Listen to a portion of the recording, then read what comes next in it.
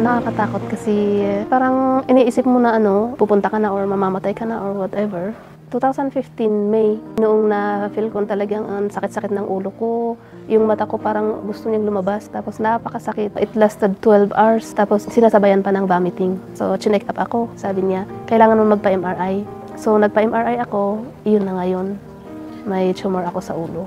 Nirefer ako sa may brain and spine specialist. Sabi niya noon, operation ka agad. Pero okay ako noon, yung eyes ko is okay kasi maliit pa yung tumor. Ayoko, sabi ko, doktor, wala akong pera, tapos ayokong magpabukas ng ulo. So, pinabayaan ko muna yan for 1 year. Ay biglang lumaki. Kasi yun ang problema doon sa macroadenoma. Hindi siya cancerous, but lumalaki hanggang maano lahat yung ulo mo. So, biglang lumaki, inipit niya yung optic nerve. Yung eyeball niya, hindi siya nagmo-move. Ang naipit ng brain tumor is yung nerve ng movement. So, sinuggest niya yung radiotherapy. So, nag-radiotherapy ako for 1 month, 30 days. Tinapos ko muna yung 30 days, tapos nag-rest ako ng 1 month bago ako pumunta sa doktor ulit. Sabi ni doktor, parang malabo na kasi baka kinain na raw ng tumor yung loob ng eyes. Sabi ko, Diyos ko, pag ganito naman yung eyes ko habang buhay kasi hindi naman ganyan dati. Tapos dito ako naninirahan noon. So, I have to go alone. Ang bigat-bigat ng loob. Parang gusto mong umiyak kasi wala kang support, walang Single mother nga ako, may anak akong maliit. Pinatibayan ko yung aking loob.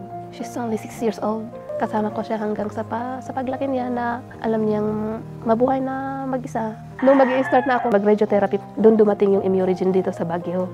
The tumor started to die away, sabi ni doktor.